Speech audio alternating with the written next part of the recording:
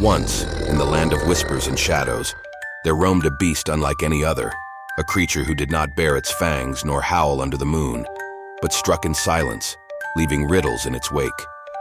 It had no name, only a title whispered in fear and fascination: the Zodiac. The tale begins on a warm July evening in a small town cradled by the California hills. The stars twinkled above, unaware of the horrors below. Two young lovers, Betty Lou and David, parked their car on a quiet road. They sat close, their laughter mingling with the night air.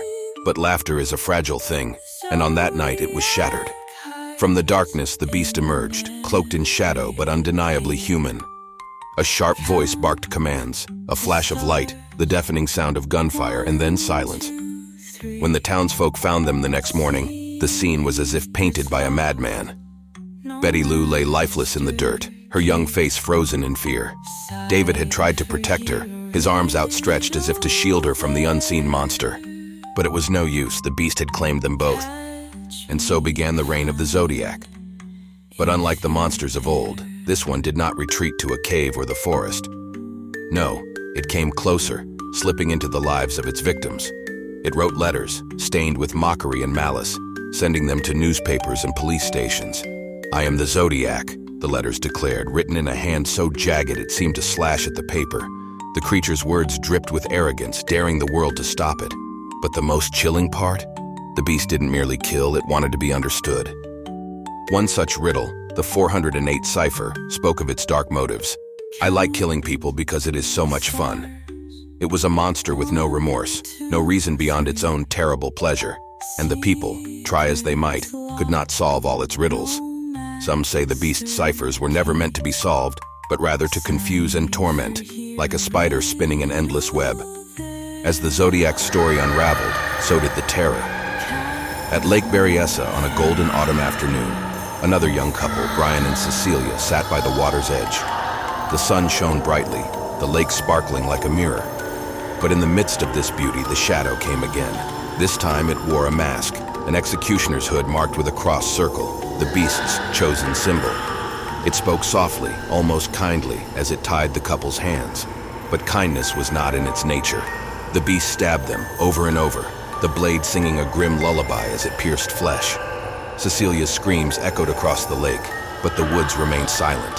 When the Zodiac left, it scrawled its mark on their car door, as if signing its masterpiece. Brian lived to tell the tale, but Cecilia did not. The Zodiac did not stop. It continued to hunt, to taunt, to play its cruel game. Sometimes it killed in the open, beneath the stars, and other times it merely whispered threats into the ears of a terrified city. It sent letters that promised more death, more puzzles, more fear. And always the cross circle, the mark of the beast, was there, a grim reminder of its presence. But the strangest part of the story is not the beast's cruelty, nor its cunning, but its disappearance. One day the Zodiac simply stopped. The letters ceased. The killings ended.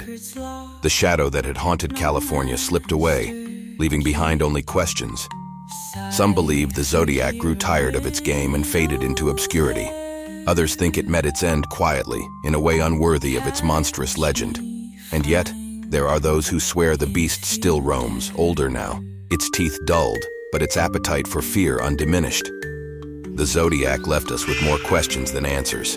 It was not a monster born of folklore, but of flesh and blood, a creature that walked among us. It had no claws, no fangs, but it was every bit as deadly as the beasts of fairy tales.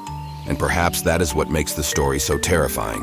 The Zodiac could have been anyone, a neighbor, a stranger in the crowd, the person standing behind you in line. And though decades have passed, its legend endures. People still speak of the ciphers, the letters, the victims. They wonder if the shadow will ever return.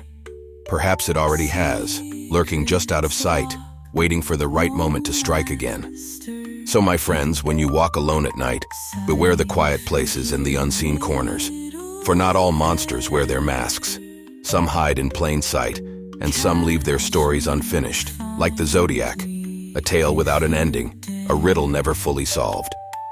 Sleep well, dear listener, but remember, the Zodiac promised it would never stop, and promises like that, they're the kind that echo in the dark. Lock your doors and keep me near.